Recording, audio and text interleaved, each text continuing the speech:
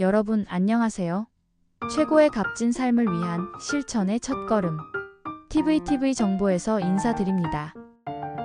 오늘 영상은 커피향과 문화 콘텐츠가 함께 어우러지며 다양한 의미가 공간 속에서 표출되어 나타나는 스타벅스와 관련해서 뜻깊은 시간을 나누었으면 좋겠습니다. 스타벅스는 전 세계적으로 모든 매장을 직영으로 운영하며 가맹사업은 하지 않습니다. 따라서 매장 임대 시의 건물주와 임차인, 즉 임대차 계약을 통한 시스템 체계로 두 가지의 정산 방식으로 임대료 지급이 운영이 되고 있습니다. 첫 번째로 고정 임대료 책정 방식은 매월 일정 금액의 임대료를 지급하는 방식입니다.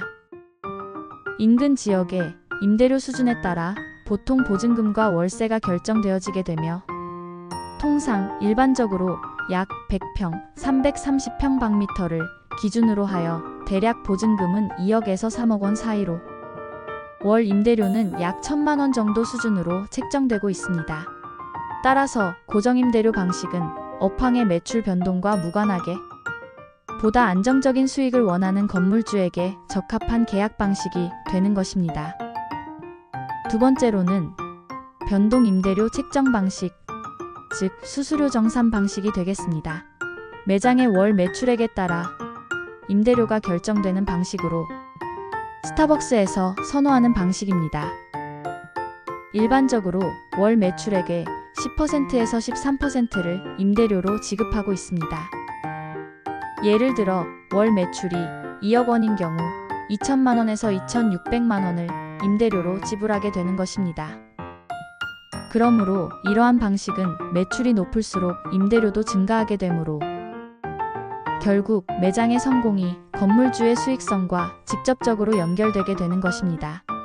최근에 들어서는 전 세계적인 불황으로 변동성 임대 수수료가 9%나 10%로 하향되고 있는 추세입니다. 2022년을 기준으로 하여 스타벅스는 고정 임대료로 약 2,313억 원, 변동 임대료로 약 2,807억 원을 지급하였습니다. 이는 매장당 평균 연 임대료가 약 2억 원에 이르는 셈이 되는 것입니다. 따라서 스타벅스는 매장 인테리어 등 초기 투자 비용의 감가상각률을 고려하여 임대차 계약 기간을 최소 5년에서 10년으로 설정하는 것을 선호하고 있습니다. 이러한 상황과 더불어서 일부 드라이브스루 매장의 경우에는 통상 약 10년에서 15년까지로 장기 계약으로 체결을 하고 있습니다. 결론적으로 건물주 입장에서는 스타벅스와의 임대차 계약을 통하여 안정적인 수익을 기대할 수 있게 되는 것이며 스타벅스의 입점으로 인한 건물의 가치 상승과 상권 활성화 등 따라오는 부수적인 효과도 누릴 수 있는 것입니다. 그러나 임대료 지급 방식에 따라 수익 구조가 상당히 달라지게 되므로 변화되는 상권과 예상 매출 등을 면밀하고 정확하게 분석하여 본인의 상황에 적합한 방식으로 선택하는 것이 가장 중요하다고 볼 수 있는 것입니다. 더하여 스타벅스 매장을 운영하려면 인테리어 비용과 임대료 등의 기본적인 초기 투자 비용과 운영 비용 등을 섬세하게 고려해야 합니다. 또한 최근 스타벅스의 실적 동향을 살펴보게 되면 2025년도를 대비하여 대략적인 예상 수익을 추정하는 데 상당한 도움이 될 수 있을 것입니다. 참고로 스타벅스는 매장별 인테리어에 상당한 투자를 기하고 있습니다.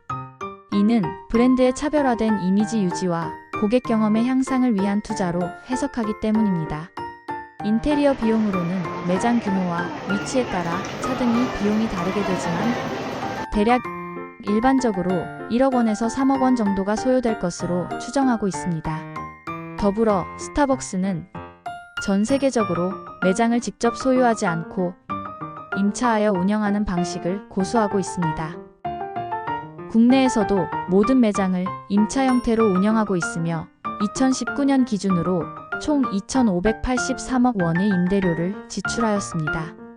따라서 추정해본 임대료 및 임차 수수료를 총 매장 수로 나누어 보게 되면 매장당 평균 약 1억 8,700만 원의 임대료를 지불한 셈이 되는 것입니다. 최종적으로 2025년도의 수익을 예상해 본다면 최근 몇 분기 동안 이미 매출의 감소를 겪고 있었기 때문에 이에 따른 2025 회계년도에 대한 실적 전망을 철회하게 되었습니다. 2024년 4분기 실적 발표에서 매출이 전년 동기 대비 3% 감소한 91억 달러를 기록하였으며 주당 순이익은 대략 24% 정도가 감소되었습니다. 이러한 실적 부진으로 인해 스타벅스는 새로운 전략 수립과 경영 개선을 위해 상당한 노력을 하고 있습니다. 따라서 현재상 2025년도에 정확한 수익을 예측하기는 어렵지만 현재의 매출 감소 추세와 시장 상황을 고려해 본다면 수익 회복에는 상당한 시간이 필요할 것으로 보이게 되는 것입니다. 스타벅스 매장을 운영하기 위한 요약된 팁을 드려본다면 하나, 초기 인테리어 비용과 임대료 등의 비용을 충분히 고려하여야 합니다. 하나, 최근의 실적 부진과 2025년도에 불확실한 수익 전망을 감안하여 신중한 접근이 필요합니다. 하나, 스타벅스는 브랜드 가치와 고객의 신뢰도가 상당히 높은 편이지만 시장의 변화와 경쟁 구도의 심화에 따라 수익성이 변동될 요건이 다분한 시점입니다. 시간에 걸쳐 지속적인 모니터링과 전략적인 대응과 차별화가 매우 중요할 때가 아닌가 싶습니다. 여러분, 오늘 준비된 영상을 마무리하려 합니다. 지금까지 시청해주셔서 진심으로 감사를 드립니다. 다음 시간에 더 유익한 영상과 내용으로 다시 찾아뵙겠습니다. 구독과 좋아요와 알림 설정을 부탁드리겠습니다. 항상 매 순간순간들이 행복하시기를 간절히 바라겠습니다. TVTV 정보였습니다. 안녕히 계세요.